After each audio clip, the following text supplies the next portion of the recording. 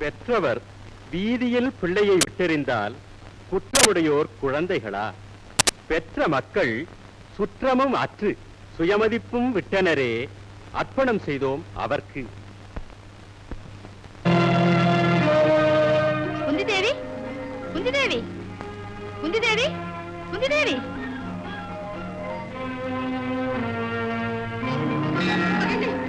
மகனே, குந்திதேவி.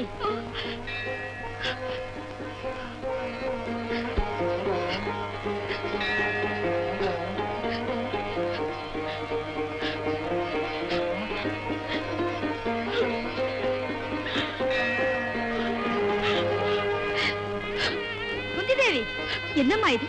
பெட்டிக்குள்ள குழந்தையின் குரல் கேட்கிறது. யார் பிள்ளை? என் மகன். என்ன, உங்கள் மகனா? என்னம்மா இது அநியாயம்?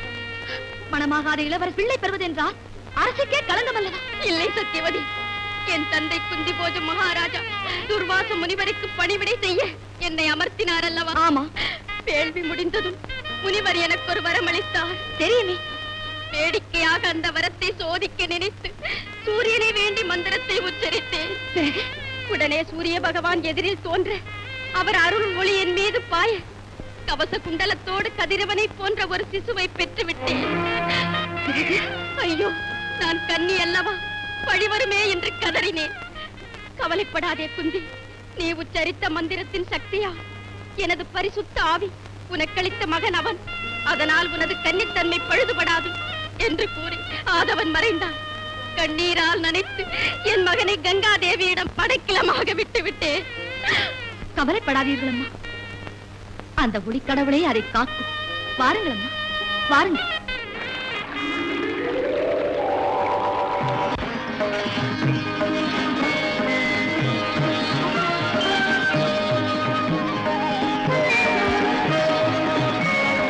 அங்கே பாருங்கள், ஆற்றில் ஏதோ பெட்டி வருகிறது.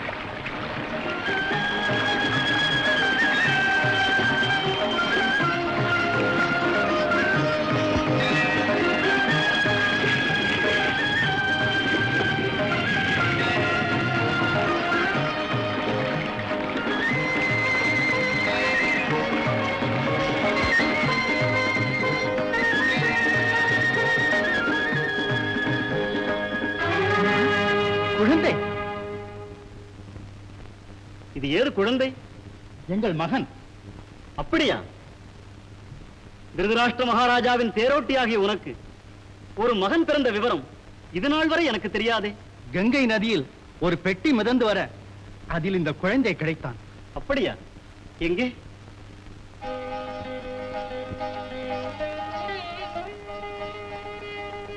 ஆஹா, ஆதவனை போன்ற முகவொளி.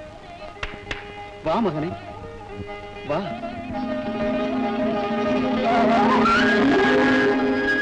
இது என்ன ஆச்சரியம்!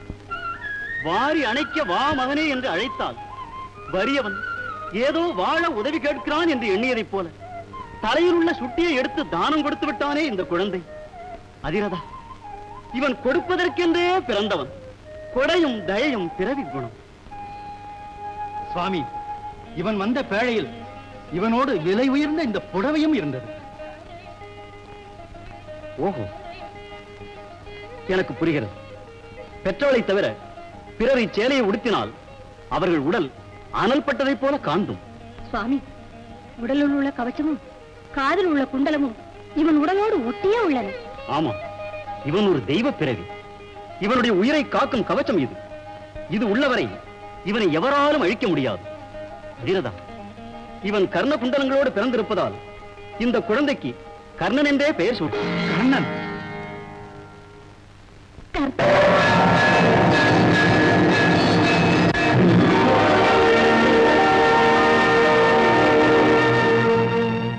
மன்னவர் பொருள்களை கைகொண்டு நீட்டுவார், மற்றவர் பணிந்து கொள்வார்.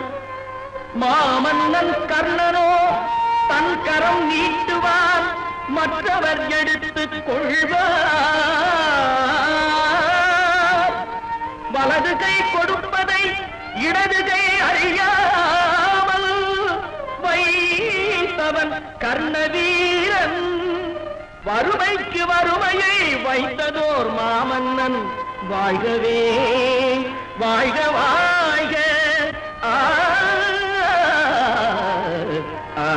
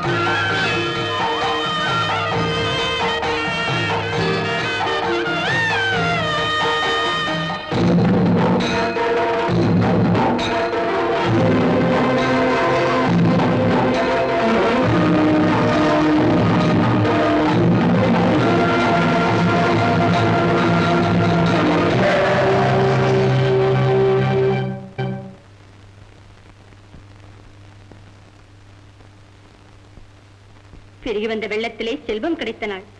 அந்த நாளையே ஆண்டுதோறும் கர்ணன் பிறந்த நாளாக கணக்கிட்டு இதுவரை ஆண்டவனை வழிபட்டு வருகிறோம்.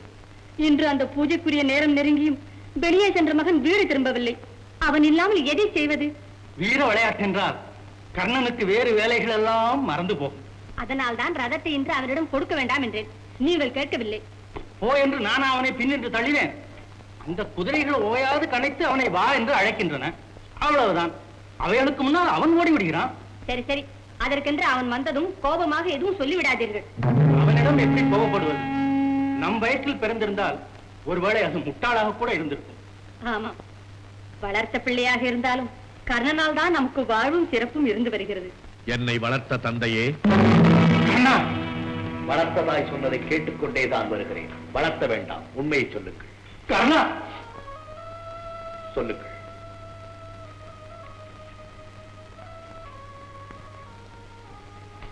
இருபத்தைந்து ஆண்டுகளுக்கு முன் நதியில் ஒரு பெட்டி மிதந்து வந்தது. அதை எடுத்து திறந்து பார்த்தபோது சிசுவாக உன்னை கண்டோம். கவச்ச குண்டலத்தோடு நீ காணப்பட்டார்.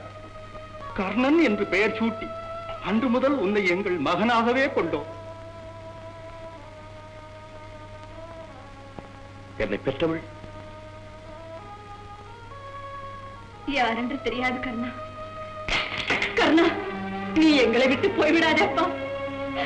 பெற்றவளே வேண்டாம் என விட்டு விட்ட பிள்ளை நான். எவ்வளவு இழிந்தவனாக இருந்திருந்தால் ஒரு தாய் என்னை வெறுத்திருக்க முடியும். வாழத்தகாதவன் என்று ஆற்றிலே எரிந்திருக்க முடியும். அப்படிப்பட்ட பாவியை கைபோல் உயிர் போல் காத்து வளர்த்து உயர்த்திவிட்ட நீங்கள் கடவுளாயிற்றே. அனாதிக்கு அம்மையப்பனாக மாறிவிட்ட உங்களை நான் மறந்தால் செய் நன்றி கொண்டவன் என்ற பாவம் எனக்கு கூடிவிடாதா? நான் உங்களை கேட்டுக் கொள்கிறேன். நான் உங்கள் மகனில்லை என்று நீங்கள் என்னை ஒதுக்கிவிட வேண்டாம். கர்ணா, தெய்வ குழந்தை அப்பாவே, இல்லாவிட்டால் இவ்வளவு பெருங்குணம் கிடைக்குமா? வா, என்னோடு வாப்பா.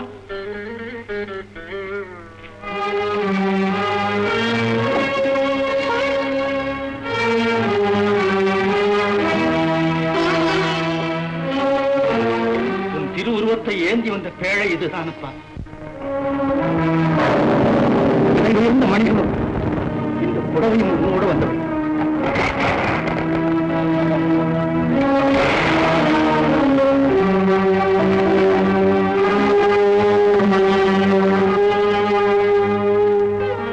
அம்மா, என்னை பெற்றவரே, நீ நல்லவள், நீ நல்லவள். இல்லாவிட்டால் மகனின் வாழ்வுக்காக மணிகளையும் நீ அருகிலிருந்து காப்பதைப் போல் சக்தி அணையாகவும் புடவையை உடன் வைத்து அனுப்பி இருப்பாயா? அம்மா, எந்த புரட்டுக்கு பயந்து நீ என்னை உதறிவிட்டாயோ? உன் கண்ணிலே புரண்டோடிய கண்ணீரின் அளவை காட்டத்தானே என்னை அந்த அளவு தண்ணீரிலே மிதக்க விட்டாய் தாய். அதேப்பா, இன்று உன் பிறந்த நாள். ஆற்றிலே கிடைத்த நாள். ஆமாப்பா, நேரம் தவறக்கூடாது. ஆண்டவனை தொழவா.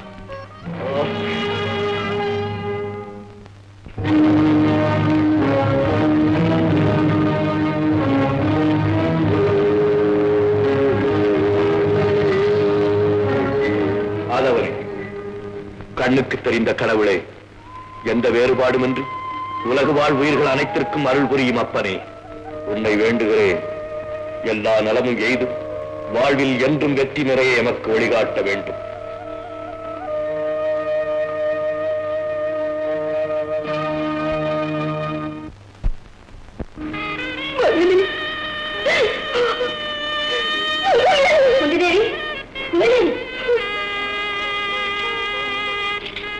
என்னம்மா இது?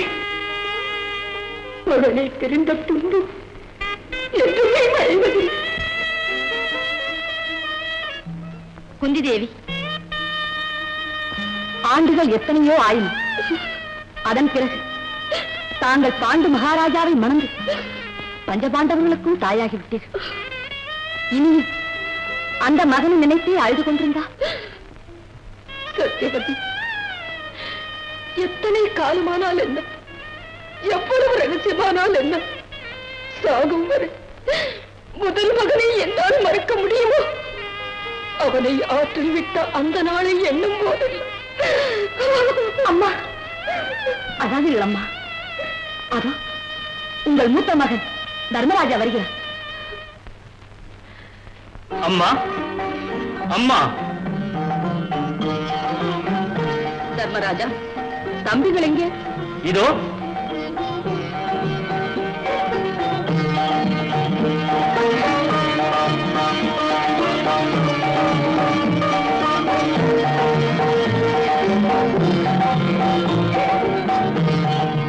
அம்மா, இன்று அஸ்திர பரீட்சை அல்லவா? தாத்தா பீஷ்மர், பெரியப்பா திருதராஷ்டிர மகாராஜா, குருமார்கள், விதுரர் அனைவர் முன்னிலையும் வில்வித்தை அரங்கேற்றம் நடைபெறும். ஆசீர்வதித்து அனுப்புங்கள் தாயே. உங்களுக்கு வெற்றியும் புகழும் கிட்ட இறைவன் அருள் புரியட்டும். பீமன் எங்கே? Cinema, cinema. பீமா, என்ன இது? காப்பாற்றுங்கள். இல்லையா? பீமா, பீமா, விடு அவனை. விடுகிறாயா இல்லையா?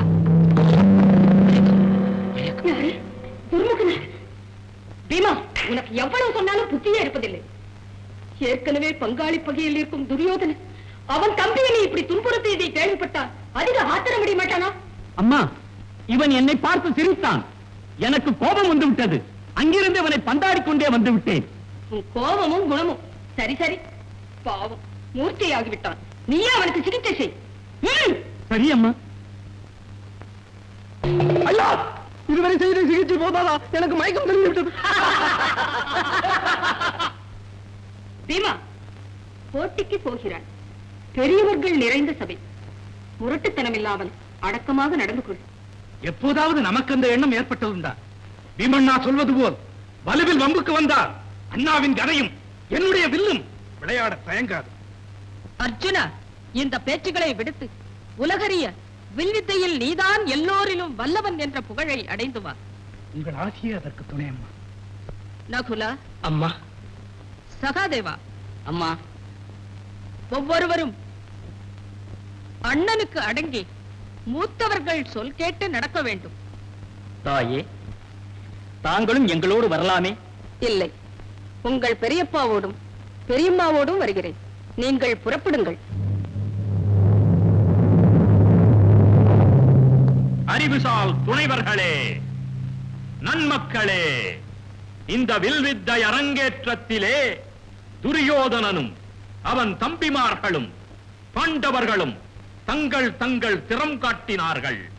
அர்ஜுனன் தீரமிக்க பல சாகசங்களை செய்து காட்டினான்.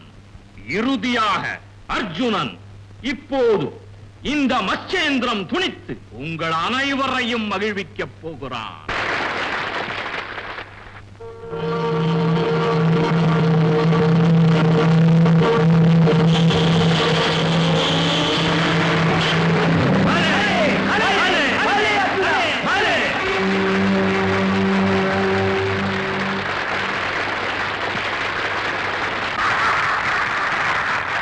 வீரவித்தையின் மூலவர்கள் நிறைந்த இந்த சபையில் சிறப்பு தேர்வு செய்யும் தகுதி அவர்களுக்கே உரியதாகும். அதனால் நமது பிதாமகர் பீஷ்மர் அவர்களே என் சார்பில் முன்னின்று ஏனைய குருமார்களோடு பேசி முடிவு கூற கோருகிறேன். இதுவரை நடைபெற்ற விற்போட்டியில் அர்ஜுனன் ஆற்றிய தீரச் செயல்களே அனைத்திலும் சிறப்பாக நின்றது என்பது என்னுடைய எண்ணம். முதலாசான் கிருபாச்சாரியார் அவர்கள் என்ன நினைக்கிறார்களோ? வீர பிரம்மச்சரிய பீஷ்மர் சொல்லும் முடிவில் மாற்றுக்குறை எப்படி இருக்க முடியும்? அர்ஜுனன் தான் சிறந்தவன். துரோணாச்சாரியார் அவர்களே, தங்கள் முடிவு? பயிற்சி காலம் தொட்டி எனது மாணவர்கள் அத்தனை பேரிலும் மேம்பட்டவனாக விளங்கியவன் அர்ஜுனன் ஒருவனே. இன்று பலர் அறியதை நிரூபித்து விட்டார். வில்லுக்கோர் விஜயன் என்ற சொல்லுக்கே அவன் பிறந்தவன். பலே அர்ஜுனா பலே! என் தம்பி எல்லோரிலும் பெரியவன். சத்த வேண்டாம், இது வீண் ஏமாப்பு.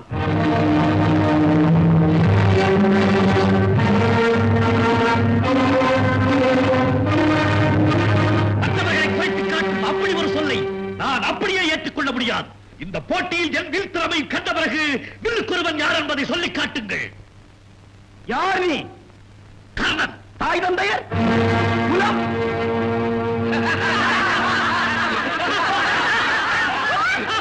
துரோணாச்சாரியாரின் மாணவர்களில் நானும் ஒருவன். பிறப்பை கேட்டால் ஏதோ சொல்வதா? பிறப்பறியாதவன் தேரோட்டி அதிரதனின் வளர்ப்பு மலை. பிறப்பறியாதவனின் மறு அவதாரம் தேரோட்டி மகன் என்ற மற்றொரு இழிபிறப்பு. கர்ணா, வில்லோட்டுவது என்பது வீரனுக்கு மட்டுமே சேர வேண்டுவது. இது வெறும் விளையாட்டு கூடமல்ல. இது விளையாட்டு கூடம் ஆகிவிடக் கூடாது என்பதற்காகத்தான் நான் வந்திருக்கிறேன். என் வில்லோட்டத்தை கண்ட பிறகுதான் வீரன் யார் என நீங்கள் காண வேண்டும். காட்டு உன் வீரத்தை பாருங்கள், பல தலைகள். கர்ணன் நெய்ய போகும் ஒரே பானம் அத்தனை தலைகளையும் அறுத்தறிய போகும் அதிசயத்தை பாருங்கள்.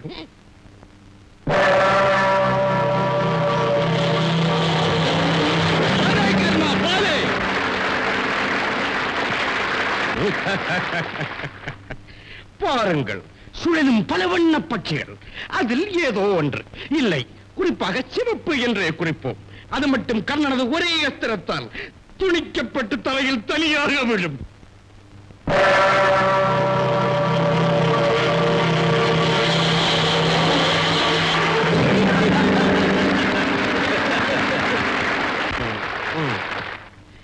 இறுதியாக அதோ மச்சந்திரம். மற்றவர் போல் முன்பார்த்தல்ல, முன்னின்று பின்பார்த்து கர்ணனையும் அம்பு அதை துணித்தேறியும். பாருங்கள்.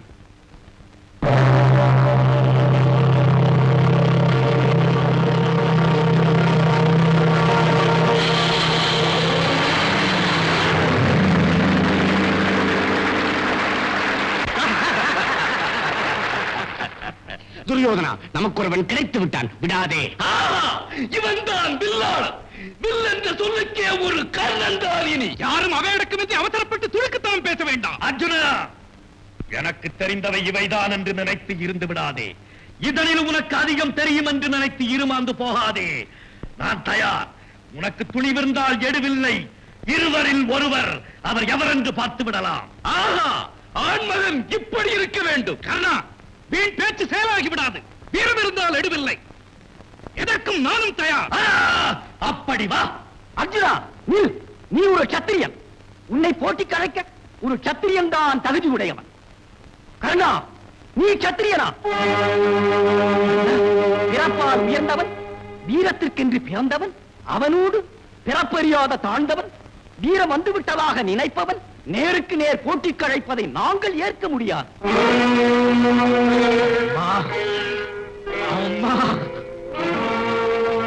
மதிப்பிற்குரிய ஆச்சாரியர், இது என்ன நீதி? இது எந்த தர்மம்? பிறப்பை கொண்டா வீரத்தை மதிப்பது?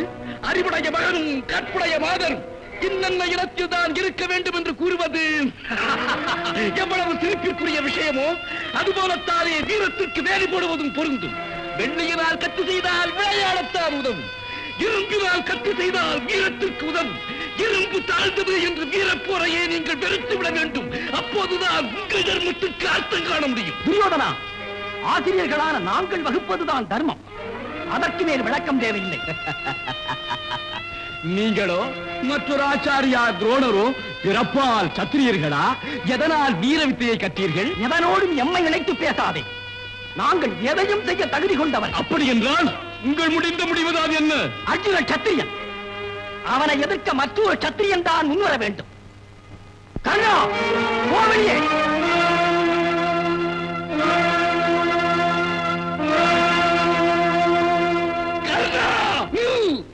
அர்ஜுனனை எதிர்க்க ஒரு அரசன் தான் வேண்டுமென்றால் இப்போதே எனது நண்பன் கர்ணன் ஒரு அரசனாகி விடுவார். எல்லோருக்கும் கூறிக்கொள்ளுகிறேன், எனது நண்பன் கர்ணன் ஒரு அரசன், என் ஆட்சிக்குட்பட்ட அங்க தேசத்து அரசன்.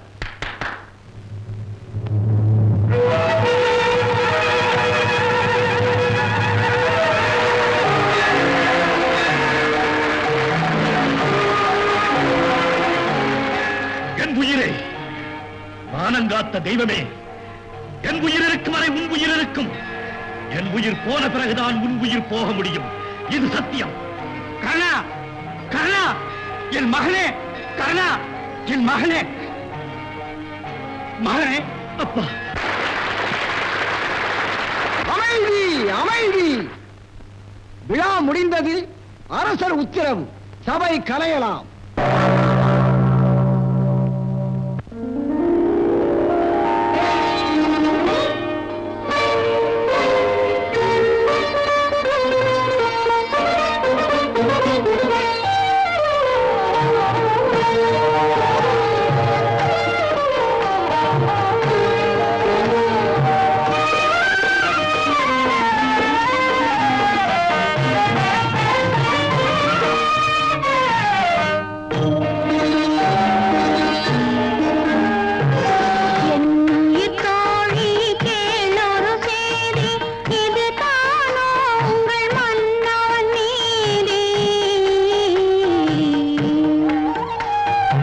என்